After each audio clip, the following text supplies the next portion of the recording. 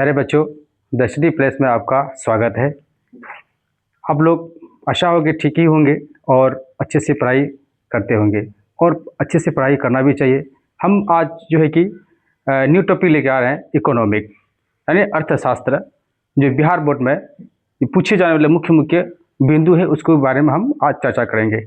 आइए अब बढ़ते हैं कि राज्य एवं राष्ट्रीय आय क्या है, इसके बारे में हम चर्चा करेंगे। इसको मंदिर लगाकर अच्छे से आप लोग पॉइंट बाय पॉइंट नोट बना लीजिएगा और उसको बारी बारी से इस वीडियो को देखिएगा और इसको नोट बना के अवश्य पढ़िएगा। ये बहुत ही इम्पोर्टेंट है, बिहार बोर्ड इसे कई नंबर से पूछते हैं। आइए, पहला मेरा पार्ट आज का ये क्लास मेरा पार्ट 1 है, ठीक है। इसके बाद फिर दूसरी क्लास में फिर डालूंगा और उसको भी देख लीजिएगा। आइए आप देखते हैं क्या क्या है ना। लिखा हुआ राष्ट्र आय जो क्लास 10th का है, इकोनॉमिक, जो फर्स्ट क्लास आज मेरा होगा, आज मेरा फर्स्ट क्लास होगा, ठीक है। उसके बाद फिर इसके बाद फिर हम दूसरा क्लास लेके जरूर आएंगे आपके पास, आपके सामने। पहला चीज़ है आपका आय, इसको बोलते हैं इनकम, यानी उसका अर्थ को समझना है। आप सभी जानते हैं कि जिस देश में हम रहते हैं, जिस राज्य में हम रहते हैं, जहाँ पे हम भी रहते हैं, मेरा मकसद होता है कि आय कमाना, इनकम कमाना और अपना जीवन को अच्छे से बिताना, इसको हम बोलेंगे आय, ठीक है। तो आय के कई स्रोत होते हैं। एक मजदूर के रूप में होता है, एक जो है कि बैंकिंग मैनेजर वो भी कमाते, एक टीचर, सरकारी टीचर होता है वो भी रुपया कमाते, एक डॉक्टर वो भी रुपया कमाते। तो आय के बहुत से स्रोत हैं, बहुत बड़े उद्योगपति वो भी पैसा कमाते। तो इस चीज़ों को हम अपने भाषा में इसको आसानी से समझाएंगे। पहला चीज़ है, आय का मतलब है कि किसी व्यक्ति, राज्य या देश, राज्य हो या देश को एक निश्चित समय अवधि है ना, जिसको हम बोलते हैं आमतौर पर 1 वर्ष में प्राप्त कुल धन को हम क्या बोलेंगे, आय बोलेंगे। कुल धन को हम क्या बोलेंगे, आय बोलेंगे, ठीक है। तो आय बोलेंगे, तो आय के कितने स्रोत हैं। पहला है क्या है, वेतन से आय आ जाता है, किराया से आ जाते हैं, ब्याज से आ जाता है, लाभ से आ जाते हैं, उद्योग से आ जाते हैं। ऐसे बहुत सी चीज़ें हैं जो हम इससे आय कमाने की कोशिश करते हैं। जैसे मान लो ये जो मजदूर है, ये एक मजदूर है ना, ये बेचारे जो है कि ईंट के में काम कर रहे हैं और इसके दिहाड़ी के रूप में काम करता है। एक दिन का दिहाड़ी मान सपोज 400 है, 400 रुपये अगर ये कमाएगा तो इसी अनुसार इसके जो है कि 16 से 17 या 20 हज़ार रुपये महीना इसका आएगा। तो उसी प्रकार एक बैंकिंग का उसका लेवल अलग है तो उसका सैलरी अलग होंगे। उसी तरह एक सरकारी टीचर है, प्रोफेसर है, तो उसका सैलरी क्या होंगे, अलग होंगे। एक डॉक्टर है, उसका भी सैलरी क्या होंगे, अलग अलग होंगे। लेकिन ये सभी जो आय जो कमाते हैं ये देश के हित के लिए कमाते हैं, जो जीडीपी के लिए, देश की जीडीपी के लिए बढ़ोतरी हो और खुद जीवन अपने अच्छे से काट सके। तो ये एक छोटा मजदूर है और ये बेचारे जो है कि काम कर रहे हैं, तो उसका कुछ अंश यानी उसको कुछ दिहाड़ी के रूप में इसको ये रुपया दिया जाता है, ये रुपया इसको दिया जाता है। इसी प्रकार हर व्यक्ति जो है कि अपने जीवन को अच्छे से काटने के लिए उन्होंने जो है कि मेहनत करते हैं और अपना आय को जो है कि बढ़ाते हैं। आइए अब दूसरा पॉइंट में तो देखिए क्या है आगे। आय क्या, राष्ट्रीय आय क्या है, ठीक। एक होता आय, एक होता राष्ट्र है। इसके बाद हम पढ़ेंगे फिर राज्य आय, समझे। राष्ट्रीय आय क्या है, नेशनल इनकम, क्या बोलेंगे इसको, नेशनल इनकम। राष्ट्रीय आय का मतलब है कि एक वर्ष में देश की सीमा के भीतर उत्पादित सभी अंतिम वस्तु है ना और सेवाओं का कुल मूल्य को हम क्या बोलेंगे, राष्ट्रीय आय बोलेंगे। क्या बोलेंगे इसको, राष्ट्रीय आय बोलेंगे, ठीक है। मतलब ये हुआ कि एक वर्ष में आप जितनी वस्तु को खरीदे, उसके बाद फिर उसको खरीदने के बाद फिर जो है कि उसको सेल किए, फिर इसी तरह लेन देन होता जो रहता है, तो उससे जो इनकम आता है वो राष्ट्र के रूप में काम करता है। उसके किस में काम करता है, राष्ट्र के रूप में काम करता है। जो इसका मुख्य बिंदु ये है, जैसे मान लीजिए केवल अंतिम वस्तुएं है ना गिनी जाती है ना, और अंतवर्ती वस्तुएं शामिल नहीं होती है, ताकि दोहरा गणना करने से बचा जा सके, ठीक है। तो इसको हम बोलते हैं अंतर्राष्ट्रीय यानी राष्ट्रीय आय। इसको क्या बोलेंगे, इसको हम राष्ट्रीय आय। तो राष्ट्रीय आय क्या होता है, जो पूरे साल का जो खर्च निकलता है उससे जो टोटल व्यक्ति से जो भाग दे आते लगाने के बाद जो चीज़ बचते हैं, जो शेष बचते हैं, उसी को हम बोलते हैं राष्ट्रीय आय बोलेंगे। आइए हम नेक्स्ट पॉइंट पढ़ते हैं। नेक्स्ट पॉइंट क्या है, इस सभी पॉइंट को जो है कि आप नोट बना के इसको इस को जो कि अवश्य याद कर लीजिएगा, और इस वीडियो को जो है कि आप लोग शेयर अवश्य कीजिएगा। ये DHT प्लस में आपका जो है कि ये सारा चीज़ ऑफलाइन ऑनलाइन दोनों मोड में है। आप अपने दोस्तों को भेजिए, ठीक है, और इसको शेयर कीजिए, जहाँ से आप लोग सहयोग हो पूरा कीजिए। ये अभी हम जो है कि हम लोग जो है कि आप ही पर निर्भर है, इसलिए इस जो है कि मेरा यूट्यूब चैनल को शेयर करें, जितना हो सके जितना शेयर कीजिए उतना जो है कि बेस्ट रहेगा।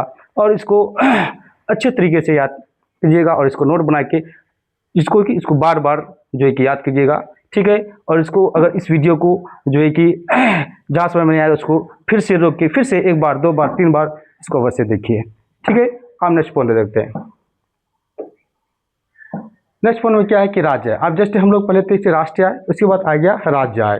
राज्य आय का क्या है इसके बारे में पढ़ते हैं। स्टेट इनकम से किसी एक राज्य जैसे बिहार में एक वर्ष में उत्पादित सभी अंतिम वस्तुएं और सेवाओं का कुल मूल्य राज्य आय कहलाते हैं। क्या कहलाएंगे? राज्य आय कहलाएंगे। यानी मतलब ये हुआ कि एक वर्ष में कोई भी राज्य में रहे, आपसे बिहार मानिए इसमें एक बिहार ले लिए उदाहरण के लिए, इसी तरह भारत में 28 राज्य है ना, तो उसी में से एक राज्य हम चुन लिए बिहार। क्या चुन लिए?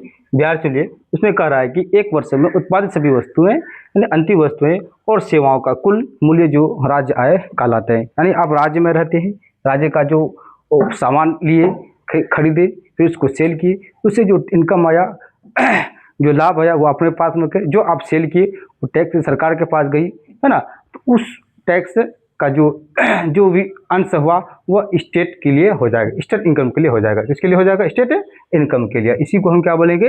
राज्य आय बोलेंगे, ठीक है। आइए अब नेक्स्ट पॉइंट पढ़ते हैं। नेक्स्ट में है कि बिहार की अर्थव्यवस्था कैसी है, इसकी मुख्य विशेषता क्या है। इसकी मुख्य विशेषता क्या है?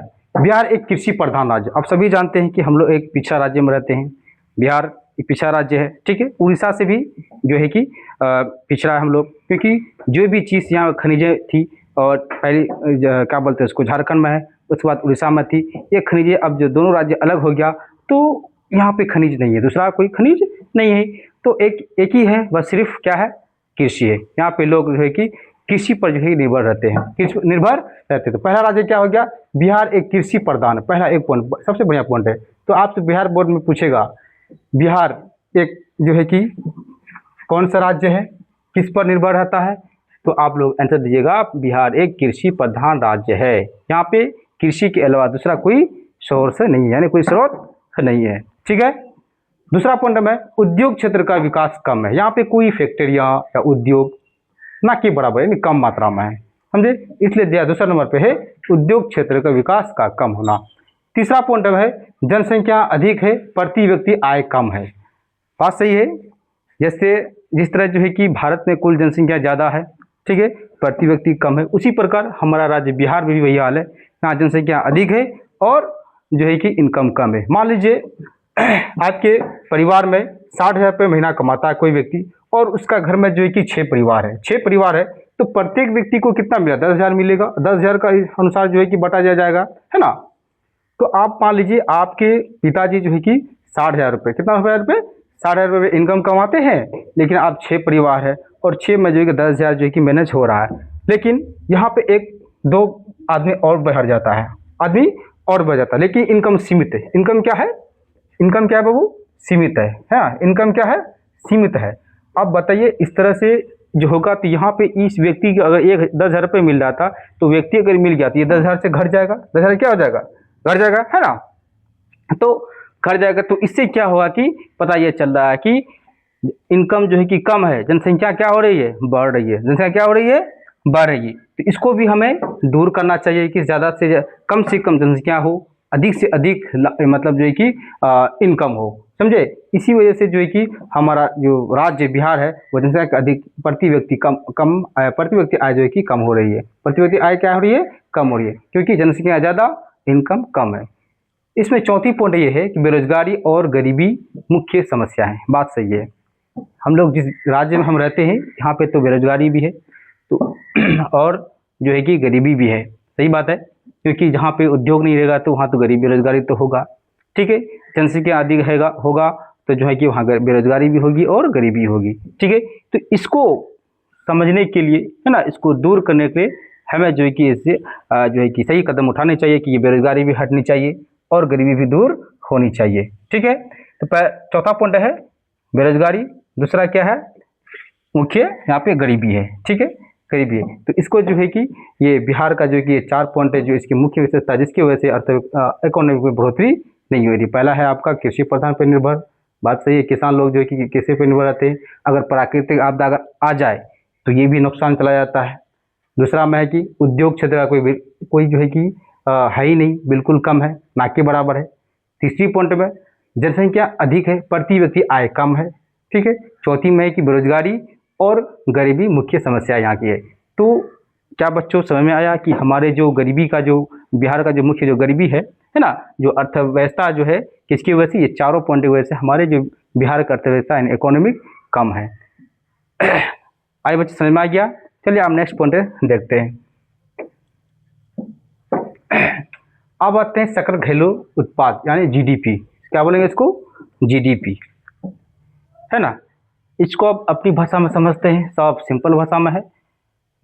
किसी देश की सीमा के अंदर एक साल में जितनी वस्तुएं और सेवाएं बनती है उनके कुल सीमाओं को जीडीपी कहते हैं। क्या कहते हैं, जीडीपी कहते हैं। मतलब कहने का अर्थ हुआ किसी देश की सीमा के अंदर, है ना, एक साल में, ठीक है, एक साल में जितनी वस्तुएं है ना और सेवाएं बनती है, जितनी वस्तुएं और सेवाएं बनती है उनके कुल कीमतों का, यानी कुल कीमतों को जो भी हम डिवाइड करके निकालेंगे, समझे, तो उसी को हम जीडीपी कहेंगे। क्या कहेंगे, जीडीपी कहेंगे। ठीक है, उदाहरण के लिए अगर भारत में एक साल में कुल 100 लाख का उत्पादन हो गया, कितना हुआ, 100 लाख का उत्पादन हो गया, तो उसी को हम क्या बोलेंगे, जीडीपी बोलेंगे। क्या बोलेंगे इसको, जीडीपी। एक्चुअली में इसका फुल नेम है ग्रॉस, है ना, ग्रॉस डोमेस्टिक प्रोडक्ट। क्या नाम है, प्रोडक्ट। आप बिहार बोर्ड में कहीं पूछ सकता है जीडीपी का फुल फॉर्म आप क्या है, तो ग्रॉस डोमेस्टिक प्रोडक्ट, सकल घरेलू उत्पाद भी बोलते हैं इसको। इसका ऑप्शन ABC करके देगा, तो इसका जो सही आंसर है वो ये है। ठीक है, ये है। तो आप इसको सही से याद करिएगा और ध्यान से जो है कि इसको क्लिक कीजिएगा। क्या बच्चों, ये वीडियो कैसा लगा आपको, है ना, अच्छा लगा तो इसको कमेंट कीजिए और इस चैनल को मेरा जो है कि द स्टडी प्लेस को शेयर करें। ठीक है, और इसको, ये हमारा जो चैनल है ऑनलाइन ऑफलाइन दोनों मोड में है। आप यूट्यूब पे जाकर के इस वीडियो को देख सकते हैं बार बार। ऑफलाइन जो पढ़ने वाले हैं वो ऑफलाइन भी इसको पढ़ सकते हैं, आके यहाँ परचेस कर सकते हैं और यहाँ पे जो है कि हर चीज़ का सुविधा आपको मिलेगी। नेक्स्ट है शुद्ध राष्ट्रीय आय, NNP, है ना। क्या है, NNP, क्या है, NNP। उससे पहले हम लोग पढ़ेंगे GNP पहले, तब फिर NNP पढ़ेंगे, है ना। पहले क्या पढ़ेंगे हम, GNP, है ना, जिसको बोलते हैं gross national product, gross national product. ठीक है, ये क्या है, राष्ट्रीय सकल उत्पाद, सकल राष्ट्रीय उत्पाद बोलेंगे। ठीक है, इसमें कहा गया है कि एक साल में देश के नागरिकों द्वारा, चाहे देश के अंदर हो या बाहर, जो कुल उत्पाद होता है ना, उसे जीएनपी कहते हैं। उसे क्या कहते हैं, जीएनपी, यानी सकल राष्ट्रीय उत्पाद। ठीक है, कहते हैं, यानी सकल राष्ट्रीय उत्पाद कहते हैं। इसमें कुछ शामिल होता है, जैसे नंबर 1 में है भारत के अंदर का उत्पादक, विदेश में भारतीयों का उत्पादक, भारत में विदेशियों का उत्पादक। ठीक है, विदेशियों का उत्पादक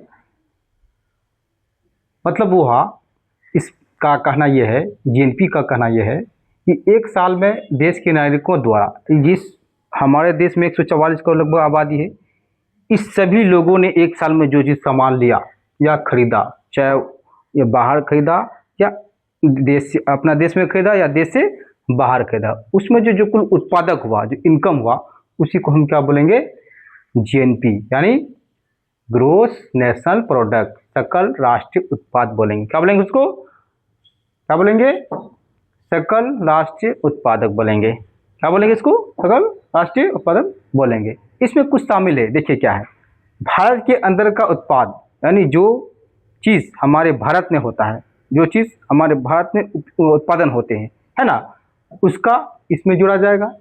उसके बाद दूसरा पॉइंट में विदेश में भारतीयों का उत्पाद उत्पाद है ना, जैसे यहाँ का कंपनियां है ना विदेशों में जाके उत्पादन कर रहा है, यानी इनकम कमा रहा, तो वो देश के लिए कर रहा, वो देश से जब करेगा तो उसको हम क्या बोलेंगे, जीएनपी बोलेंगे, यानी ग्रोस नेशनल प्रोडक्ट बोलेंगे। क्या बोलेंगे इसको, ग्रोस नेशनल प्रोडक्ट बोलेंगे। ठीक है। अब तीसरा पॉइंट में यह है कि भारत में विदेशियों का उत्पाद।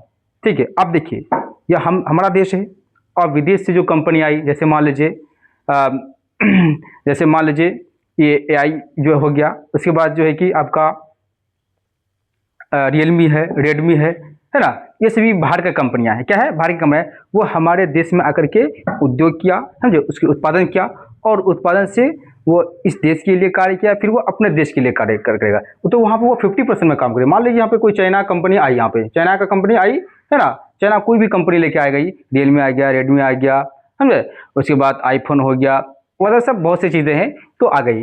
चाइना हो, मतलब जो है कि चीन हो, या क्या बोलते हैं उसको, अमेरिका हो, या फिर कोई भी विदेशी कंपनी हो हमारे देश में आकर के क्या कर रहे हैं, उत्पादन कर रहे हैं, तो वो 50% में काम करेगा।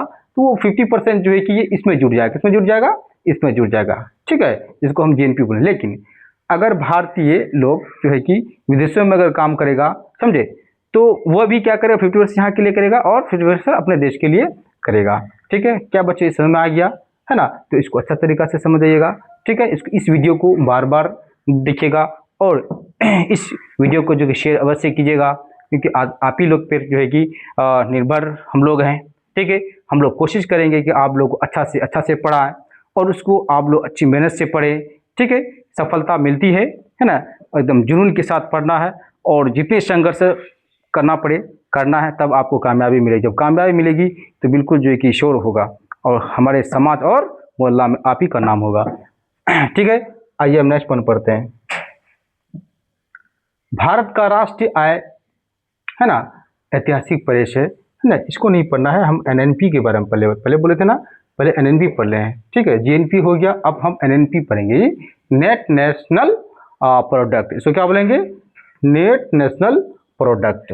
ठीक है, यानी शुद्ध राष्ट्रीय उत्पाद। क्या बोलेंगे इसको, शुद्ध राष्ट्रीय उत्पाद। कुल राष्ट्रीय उत्पादक को प्राप्त करने के लिए हमें कुछ खर्च करना पड़ता है। ठीक है, इस खर्चों को हटा देने से, ठीक है, जो शेष बचता है वह शुद्ध राष्ट्रीय उत्पाद कहलाता है। जैसे मान लीजिए आप कोई गाड़ियां ले ली या कोई मशीन खरीदी, आप उसको जर्जर होने पर है ना उसको बेच दिया। ठीक है, क्या किया, उसको बेच दिया, उससे जो शेष इनकम हुआ वो आपका शुद्ध नेट हुआ, वह क्या हो गया आपका, वह शुद्ध जो है कि उत्पादक हो गया।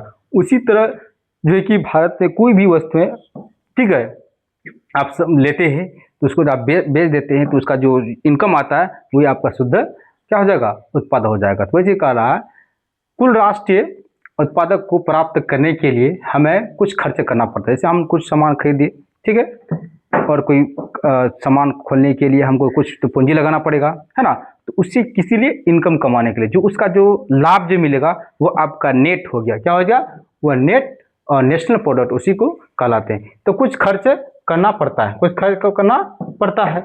इन खर्चों को है ना हटा देने पर, यानी हटा देने से जो शेष बचता है वह शुद्ध राष्ट्रीय है ना उत्पाद कहलाते हैं। क्या कहलाते हैं, वह शुद्ध राष्ट्रीय उत्पाद कहलाते हैं। आइए समझ में बच्चों, है ना, समझ गया ना बच्चों। तो इसको जो है कि और भी इस वीडियो को देखिएगा। ठीक है, और जहाँ समझ में आता है कमेंट बॉक्स में जरूर कमेंट कीजिए, है ना, और इस वीडियो को अवश्य शेयर करें। ठीक है, द HD प्लस को सब्सक्राइब करें और इस वीडियो को दूसरे तक अवश्य पहुंचाएं। ठीक है, नेक्स्ट पॉइंट पढ़ते हैं क्या है। अब आते हैं, है ना, जो भी आप लोग को बताए थे कि भारत का राष्ट्रीय आय ऐतिहासिक परिवेश क्या है, मतलब कहने के अर्थ भारत का जो ब्रिटिश रूल में था तो तभी किसी को पता नहीं था कि ये हमारे का GDP क्या है, क्या इनकम आ रहा है, क्या हो रहा है, क्या नहीं हो रहा है, ये किसी को चीज़ मालूम नहीं था किसी को। तो इन सभी के बारे में हम पढ़ेंगे कि सबसे पहले ने इसके बारे में कौन बताया, है ना, और कब बताया, इसको हम आसानी से समझेंगे। आइए समझते हैं। भारत का कुल राष्ट्रीय आय ऐतिहासिक परिवेश है ना, ये पॉइंट है। कहा गया है कि भारत का राष्ट्रीय आय एक ऐतिहासिक परिवेश है, यानी कि इसके बारे में जो बताया, जो जाना है ना, ये चीज़ बताया गया। तो इसलिए कहा गया कि भारत का राष्ट्रीय आय ऐतिहासिक परिवेश है। ऐसे पहले भारत में राष्ट्रीय आय का सही अनुमान नहीं था, जो अभी आप लोगों को बताया, इसका कोई अनुमान नहीं था, कोई मतलब जो है कि अता पता नहीं था कि क्या हो रहा है, नहीं हो रहा है, कितना इनकम है, कितना जो है कि जीएनपी है, कितना जीडीपी है, कितना एनएनपी है, समझे, वही है, लगाया जाता था। तो सबसे पहले देखिए क्या करा, सबसे पहले 1868 ईस्वी में दादा भाई है ना, नौरोजी, दादा भाई है ना, नौरोजी इन्हें इसका अनुमान लगाया। कब लगाया बाबू, कब लगाया? 1868 में। किसने लगाया? दादा भाई नौरोजी। तो आपका बिहार बोर्ड क्वेश्चन पूछेगा, सबसे पहले राष्ट्रीय आय का है ना जागरूकता किसने दिया? तो दादा भाई नौरोजी, दादा भाई नौरोजी। सबसे पहले भारत का राष्ट्रीय आय का अनुमान है ना किस व्यक्ति ने लगाया? तो दादा भाई नौरोजी ने लगाया, दादा भाई नौरोजी ने बताया। तो बच्चों ऑब्जेक्टिव जो आपका बनेगा वो इस प्रकार बनेगा, पूरा ध्यान से पढ़िएगा इसको और मन लगा के पढ़िएगा, दिल लगा के पढ़िएगा, ठीक है, क्योंकि मेहनत जो है कि आपको करना है, ठीक है, क्योंकि आपके माता पिता जो है कि आपके भरोसे है कि मेरा बच्चा है ना अब मेहनत कर रहा, जितना मेहनत कीजिएगा उसका फल अगर अच्छा से दीजिएगा, ये फल देने, अच्छा फल देना ये आपकी जिम्मेदारी है, और माँ बाप को खुश करना ये आपकी जिम्मेदारी है, ठीक है। इसलिए जो है कि आप मेहनत से एकदम पूरा मन दिल लगा के इसको पढ़िए, इंशाल्लाह जो है कि आपको कामयाबी जरूर मिलेगी, ठीक है। आइए अब नेक्स्ट पॉइंट में क्या है ना, किसी भी देश का राज्य को आय के आधार पर ही उसे किसी विकसित या विकासशील श्रेणी में रखा जाता है, विकासशील श्रेणी में रखा जाता है, समझे। एक पॉइंट है, किसी भी देश का राज्य को आय के आधार पर ही उसे किसी विकसित या विकासशील श्रेणी में रखा जाता है, समझे। ये क्वेश्चन कह रहा है कि किसी भी देश या राज्य को आय के आधार पर, किसके आधार पर बाबू? आय के आधार पर जो है कि है ना उसे किसी विकसित, क्या कह रहा है यहाँ पे, विकसित और विकासशील है ना, विकसित और विकास श्रेणी में रखा जाता है। इसके बारे में हम चर्चा करें। देखिए विकसित और विकासशील है ना, विकसित और विकासशील, इसमें दो बात कहा है, एक कहा गया है कि विकसित है ना, दूसरा कहा गया है, दूसरा कहा गया क्या है, विकासशील, विकासशील है ना, विकासशील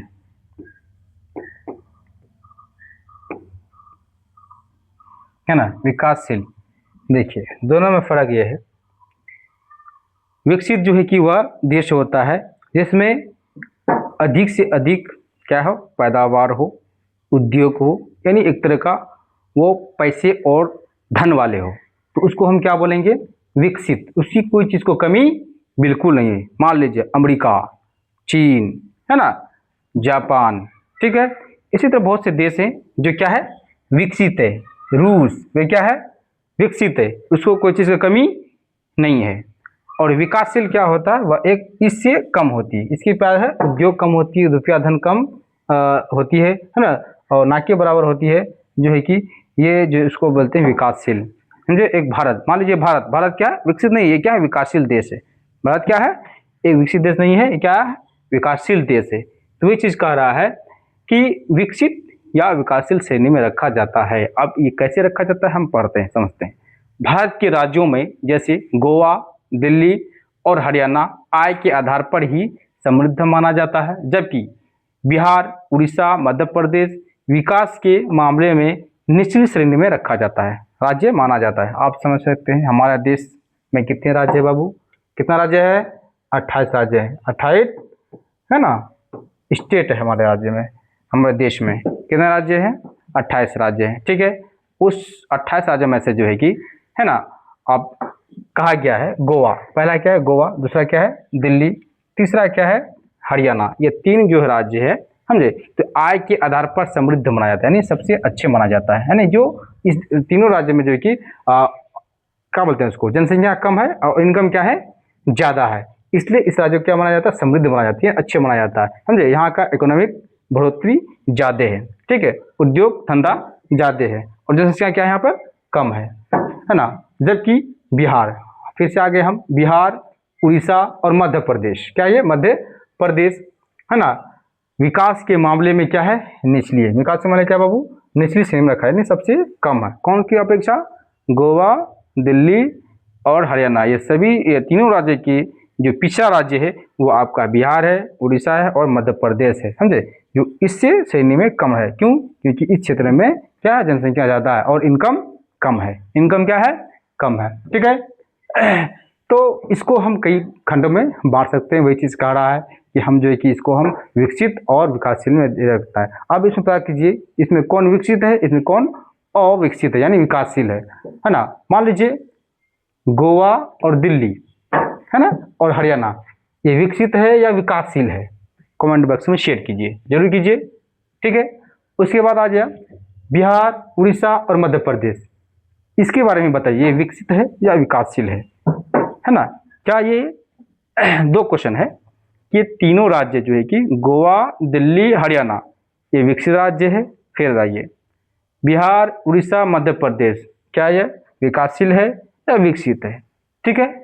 तीसरा आपको क्वेश्चन पूछेगा, ठीक है, तीसरा इसमें क्वेश्चन पूछेगा कि हरियाणा, दिल्ली और क्या बोलते हैं इसको, गोवा, क्या ये समृद्ध श्रेणी में रखा गया है, समृद्ध में यानी उच्च श्रेणी में रखा गया है, ठीक है, सही या गलत। यानी इसको आप ऑब्जेक्टिव लगा के बना सकते हैं कि गोवा, दिल्ली, हरियाणा, ये तीनों राज्य उच्च श्रेणी में है ना, तो ऑप्शन होगा सही है।